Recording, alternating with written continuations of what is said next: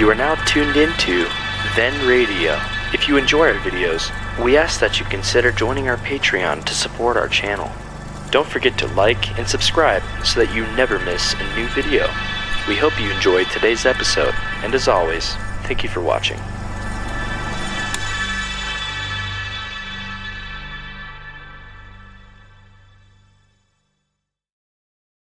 Good evening, Doctor. Good evening, Mr. Bartell. Draw up your usual chair. Thank you.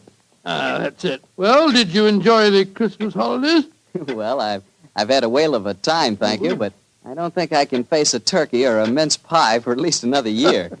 How about you, Doctor? Oh, I had a very pleasant week, too, my boy. Parties, visitors, and a flattering number of Christmas messages to be answered. Oh, say, you got a new pipe. Is that a Christmas present? Yes, new pipe, new tobacco pouch, and a pound of my favorite tobacco. All of them sent to me from London by an old client and a friend of mine, Sir Ian Dunbar. An old client, huh? Well, do you mean he was one of your patients, or was he someone that you and the great Sherlock Holmes helped? The latter, Mr. Bartell. As a matter of fact, it was receiving this gift that reminded me of the story I've decided to tell you tonight. A story in which Sir Ian Dunbar played a prominent part. And how did it begin? The day before New Year's Eve in 1899, Sherlock Holmes and I sat in opposite corners of a first-class railway carriage as we sped towards Edinburgh in the Flying Scotsman. What took you and Sherlock Holmes up there, Doctor? It started off as a holiday visit, Mr. Bartell. My old friend Sir Walter Dunbar had asked Holmes and me to spend a few days with him at Dunbar Castle, about 20 miles outside Edinburgh. After we left King's Cross Station, Holmes, his sharp, eager face framed in his deerstalking cap, dipped into the bundle of fresh papers which he'd brought with him. We left Bedford far behind us before he thrust the last one of them under the seat, leaned across, and offered me his cigar case.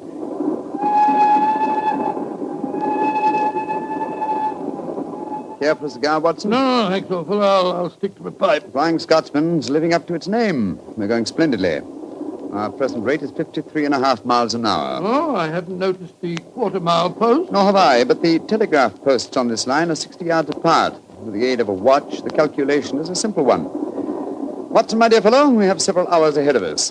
Tell me more about Sir Walter Dunbar. I have a feeling that he's in some kind of trouble, but you haven't wanted to talk about it. Well, it's not exactly trouble, Holmes, but there's a strange problem that confronts the Dunbars. A problem that'll be settled at midnight tomorrow. Oh, indeed. Night of New Year's Eve, eh? Yes, exactly. But to really appreciate the story, I have to begin by telling you of the death of old Sir Thomas Dunbar. The father of the present baronet, I suppose. Yes, he was severely wounded at Waterloo, though he managed to last out long enough to get back to Dunbar Castle. The story goes that as he lay there on his deathbed, he told his wife of his plans for their unborn child. Dinna grieve, lass. I fetched the baronetcy home from Waterloo. What if I fetched a mortal wound as well? Oh, hush, lass. I'm not afraid to die. All that niggles me is that I shall ne'er see the child you bear. Is Sir Walter Scott no coming yet? Can he visit the deathbed of his old friend? Who's there? Is that you, Sandy Murdoch? Aye, Thomas. It's me. Aye. I'm leaving an unborn son behind me when I die. Now, I don't trust women or children or banks for that matter. Put the best part of my wealth and gold in the big iron box you'll find under the bed. The money's there. Aye, and something else for a rainy day. You're to keep that box in trust for me, Sandy. You can turn it over to my boy on the New Year's Eve before his 21st birthday. And he'll be a man and wise enough to know how to use it. You understand, Sandy? Aye, Thomas. But supposing your bairn's a girl. A girl? I tell you, it'll be a boy. And we'll name him Walter after my good friend, Sir Walter Scott.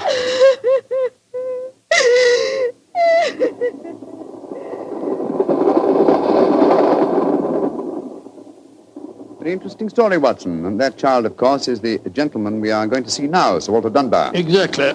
And the first baronet was a friend of Sir Walter Scott, while his son can boast of your acquaintance. Why, it's a family singularly rich in literary friendships. That's not very funny, Holmes. To continue, I suppose you can guess what happened. Sir Thomas carefully drew up a document to specify the New Year's Eve before the baronet's 21st birthday. And the poor child was born on February the 29th. It was a leap year. Oh, so poor Sir Walter is still waiting for his iron box full of gold. Yes, he'll be 84 next year, and yet legally, with only one birthday every 4 years in the eyes of the law, he'll at last be 21. A most amusing situation, though I'm afraid Sir Walter finds it far from entertaining. The lawyers must have been extremely scrupulous in abiding by the letter of the document. Yes, old Sandy Murdoch is dead now, of course. But he, too, is a great-grandson, William Murdoch, who still handles the Dunbar estate. He'll be at the castle tonight to formally hand over the iron box. I'm delighted you accepted the holiday invitation of Sir Walter. My dear fellow, I've needed a rest, but I've always loathed too strict a one. This situation may pose a nice little problem for me. Problem? Yes, I'm reasonably certain that the aged Sir Walter Dunbar will not get his iron box full of gold on this New Year's Eve either. But we shall see, old fellow. We shall see.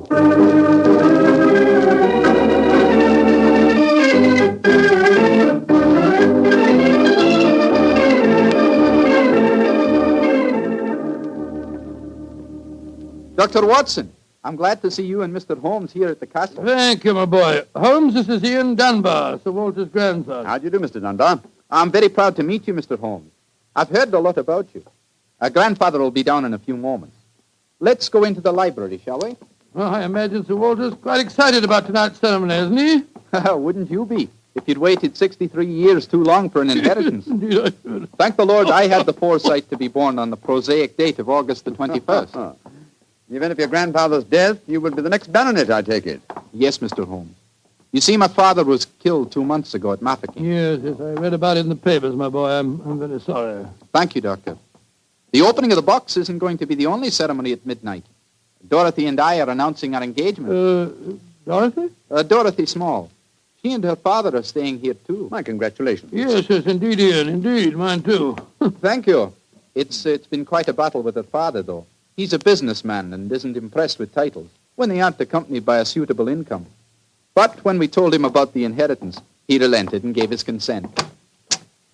Here's Dorothy now. Dorothy, darling, I want you to meet 2 friends of mine, Mr. Sherlock Holmes and Dr. Watson. How do you do? Now, how do you do, Miss Small? How are you, my dear? From what this young man's been telling us, I gather that congratulations are in order. Thank you.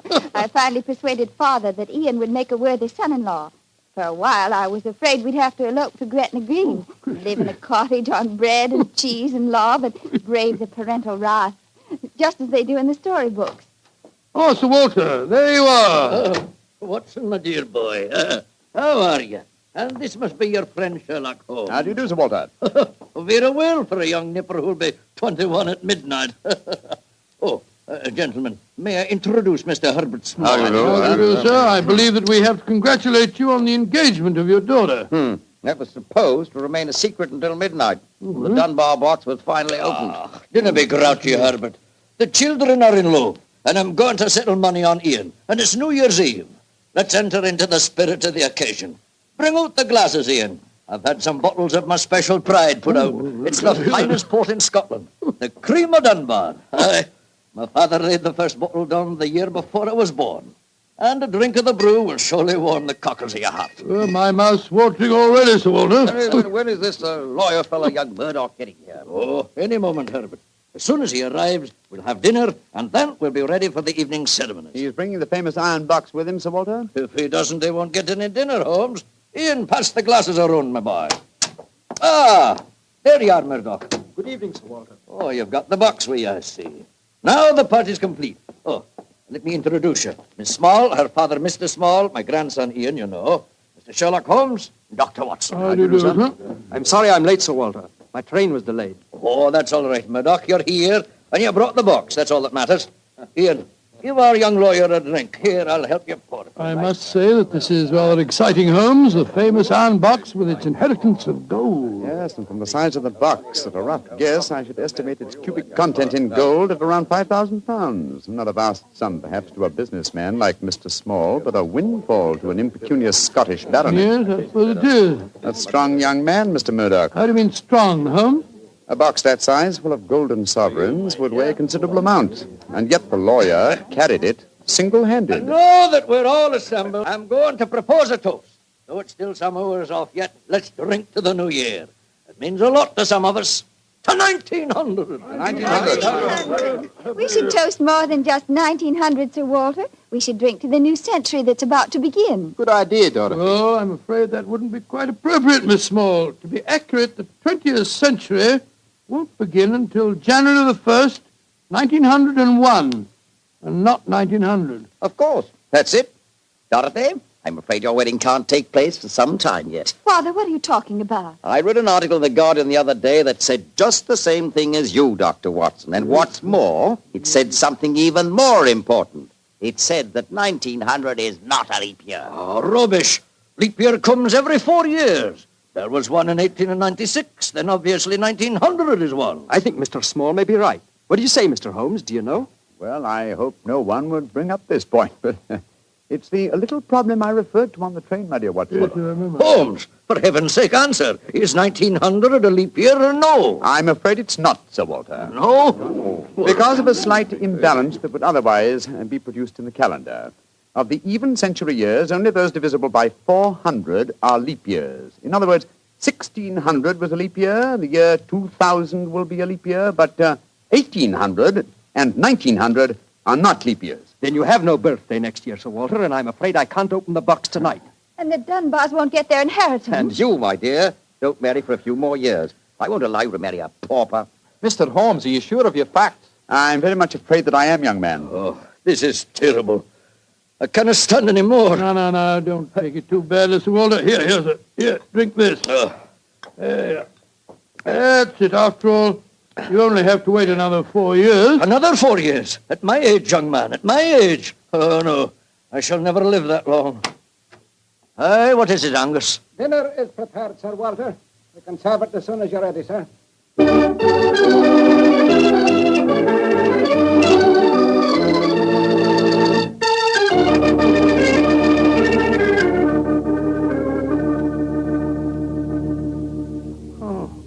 What a miserable meal, Holmes. Sir Walter's gone to his room, the young lovers are nearly in tears, and Small and the lawyer Murdoch seem to be positively gloating. Yes, a most depressing atmosphere in which to welcome the new year. But let us, at least, make the best of it. I think I'll go and have a talk with Sir Walter. And you, my dear chap, why not try and cheer up the young folks? Some of your experiences in India may make them take their minds off their trouble. Yes, quite an idea. I'll join you in the library. Call me if you want me, Holmes. Ah, there you are, my dears. Hello, Dr. Watson. All alone in front of the fire, eh? I'm afraid we're not in very good spirits, sir. Oh, nevertheless, I'll sit down here and join you, if you don't mind. Misery loves company, you know. You're very kind, Doctor. Oh, not at all. I was just trying to persuade Ian to elope with me. But he's being most ungallant. He won't even consider it. How can I, darling? I've got under 200 pounds a year in my own right. How could we live on that? I was counting on the money the grandfather was going to give us to get me started. Now, Miss Small, a little earlier you talked of Gretna Green and bread and cheese and love in a cottage. Yes, there's a lot to be said for it, you know. Well, to be said for it, yes, Doctor. But have you ever tried it? Not literally, my boy, but I may tell you that when Mary, my wife, and I were first married, I had very little money. In fact, my income was just about the sum that you mentioned. And we were very happy. Ah, but you have a profession, Doctor. Look at me. I've been trained for nothing except to be Laird of Dunbar Castle. I can't support a wife on tradition. But you're young, Ian. You can get some kind of position. I'm sure you Yes, can. of course. As a matter of fact, I think that... Holmes, what is it? What's wrong? There's devil's work afoot, Watson. Come with me, old fellow. And you, Mr. Dunbar. Mr. Holmes, what's happened? It's Sir Walter. I went to his room. It was in darkness, but in the moonlight I saw two figures struggling by the open casement. One of them was Sir Walter. As I entered, he disappeared from sight. His attacker had pushed him out of the window into the moat. How dreadful. The other man got away in the darkness. We must get lanterns and go out to the moat at once. Though I'm very much afraid, Mr. Dunbar, that your grandfather is beyond our help.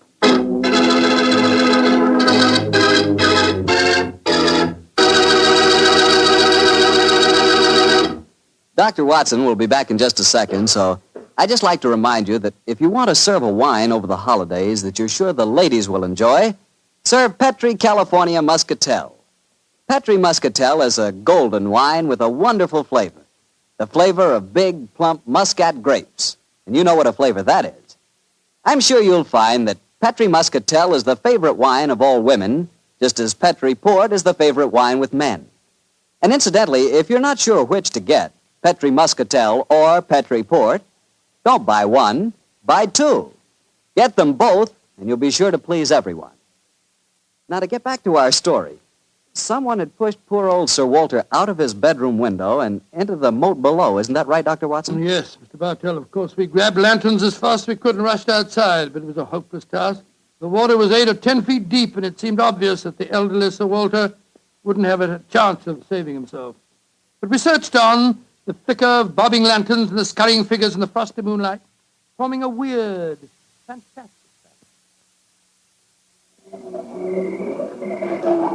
Angus, bring a lantern over here. Aye, sir.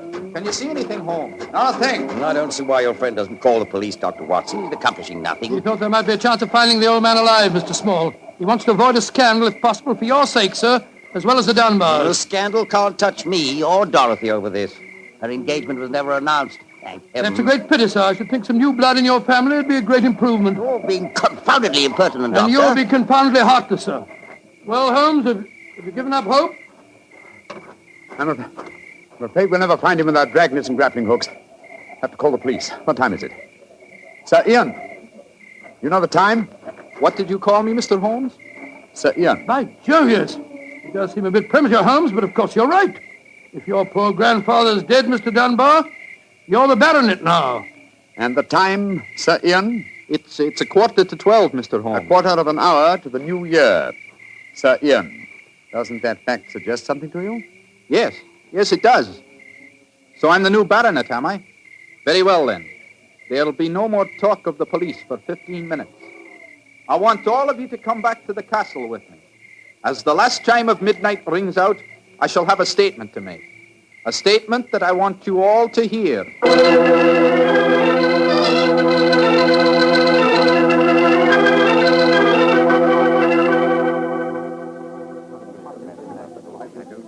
What's he brought us all back here for, Holmes? There's something very funny going on.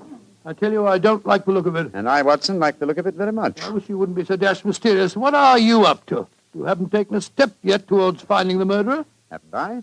And I wonder what causes the beads of perspiration on Mr. Small's brow. Small? You mean that Small... Yes, and I wonder what causes the singular look of apprehension on the face of Murdoch, the young lawyer. You remember, of course, on my remarking how easily he carried the large iron box. Good Scott, yes. And it took a strong man to throw Sir Walter out of the window. Watson, Huh? the new year is approaching. Ladies and gentlemen, in view of our recent tragedy, this is one New Year's Eve when none of us feels like song and jollity.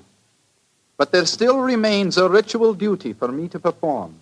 Mr. Murdoch, open the iron box, please. But I can't do that.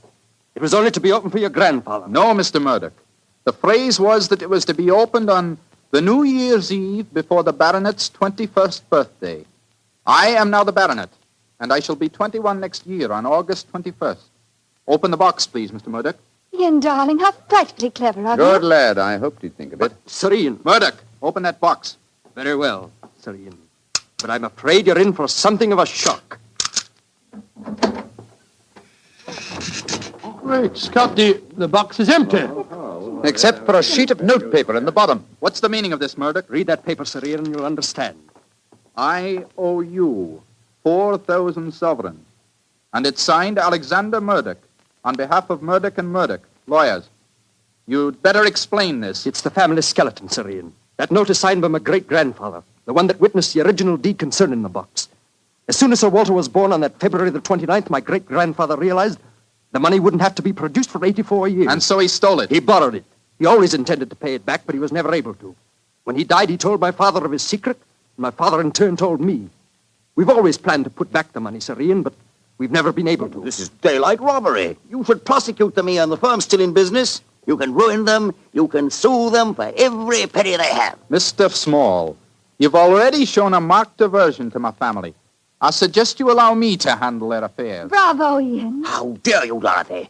Go to your room. No one's going to their room. No one's leaving here until the police arrive. I'm convinced that one of you murdered my grandfather tonight. And if you ask me, it's obvious who that someone is. Who, Dr. Watson? You, Mr. Murdoch. You came here planning to kill poor old Sir Walter because you never intended to open that box. You thought that your secret would die with him. That's a lie. I was going to tell him everything and then ask for time to pay the money. I didn't kill him. Of course he didn't. There's your murderer. You yourself, Ian. Father, what are you saying? I'm saying that Ian's the murderer. He saw that the box wasn't going to be open for another 4 years. He realized out the money he couldn't marry Dorothy, so he killed his grandfather and then ordered the box opened. You're trying to cover yourself. You pushed grandfather out of that window tonight.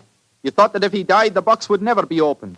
So Dorothy couldn't marry me. You young whippersnapper. Gentlemen, please. Upon my soul, Holmes, you seem remarkably calm. Do I, my dear Watson? I must say I'm absolutely fascinated by listening to three people accusing each other of murder, and each of them producing perfectly sound motives. It's a remarkable example of the dangers of reasoning from motive alone.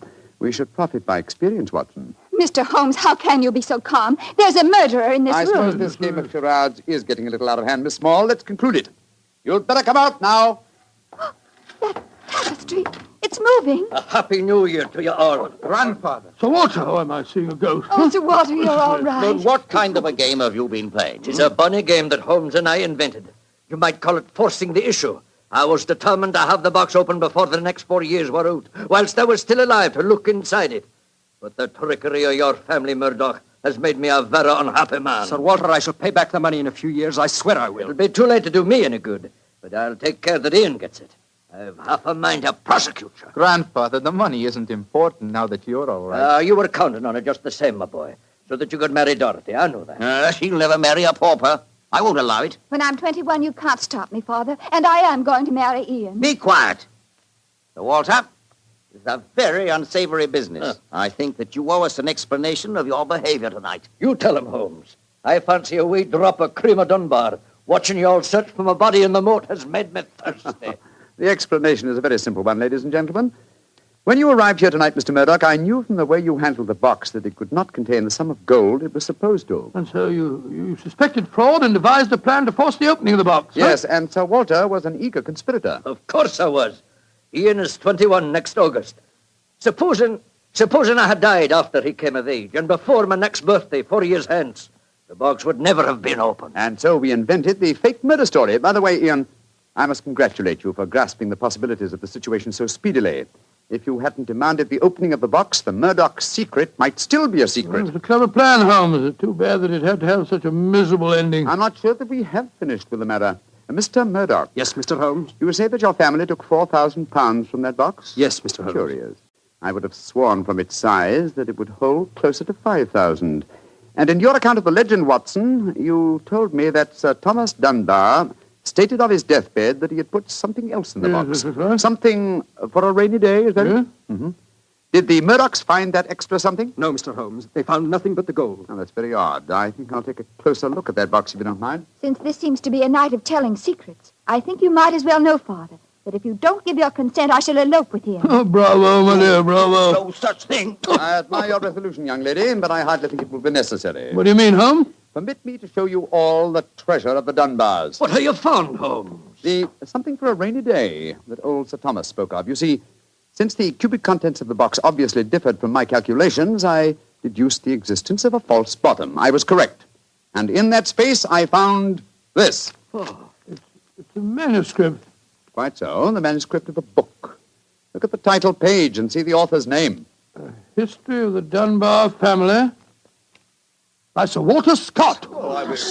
I think, Sir Walter, that an original and unpublished manuscript by your distinguished namesake will prove worth several times the gold that is missing from that box. You've saved the day for us, Holmes, my boy. God bless you. This has been as strange a new year as ever I knew, but it's turned out to be a bonny one, thanks to you, Holmes. Well, fill up your glasses. We're going to drink a toast to the new year. By Joe, yes, Sir Walter. This is really a happy occasion. Then let's complete it by singing the traditional song of the season, Auld Lang Syne. And in this case, when we sing, Should Old Acquaintance Be Forgot, I feel that in our hearts we should be thinking of Sir Walter Scott. Though he died over 60 years ago, he's made us all very happy here tonight. Should old acquaintance be forgot and never brought to mind.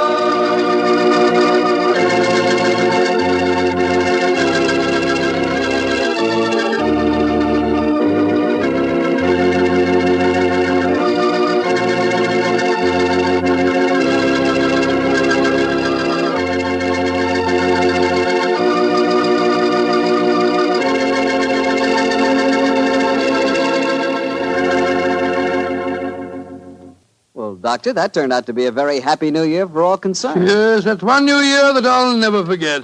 Well, I sure hope you'll always remember this one, too. Oh, just a second, my boy. That calls for a glass of port. Fine. Well, to a happy new year, my boy, for you and for our many friends listening in. And to you, Doctor. Oh, thanks, boy. Ah, that's good. Doctor, this has indeed been a pleasant association for me. Oh, I'm glad to hear. You're the best storyteller I've ever known, and the Petrie family makes the best wine I've ever tasted. I hope that just as they've been making wine for generations in the past, the Petrie family will continue to make fine wine in the future. And Mr. Bartell, I know that you'll always be here to tell us just how good that Petrie wine is. Well, I hope so, Doctor. And I hope you'll always be right here beside me to tell another swell story about Mr. I hope Holmes. so too, my boy. Oh, and incidentally, Doctor, what new adventure are you planning to tell us next week? Next week, Mr. Bartell, I'm going to tell you a weird story.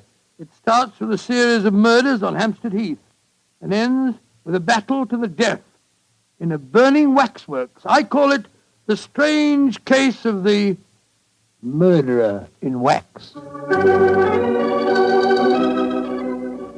Tonight's Sherlock Holmes adventure was written by Dennis Green and Anthony Boucher and was suggested by an incident in the Sir Arthur Conan Doyle story, The Silver Blaze.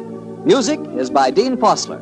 Mr. Rathbone appears through the courtesy of Metro-Goldwyn-Mayer, and Mr. Bruce through the courtesy of Universal Pictures, where they are now starring in the Sherlock Holmes series.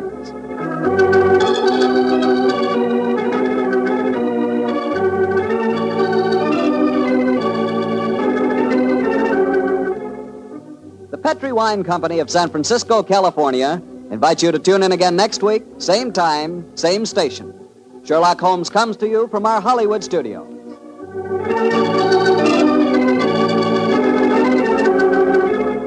This is Harry Bartell saying good night for the Petrie family. For a solid hour of exciting mystery dramas, listen every Monday on most of these same stations at 8 o'clock to Michael Shayne, followed immediately by Sherlock Holmes.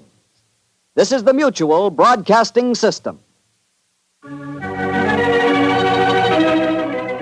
I would like to thank Phyllis White for taking the time to tell us about her husband, Anthony Boucher, and also about Dennis Green, and those wonderful times, not so long ago, when Holmes and Watson were played by Rathbone and Bruce.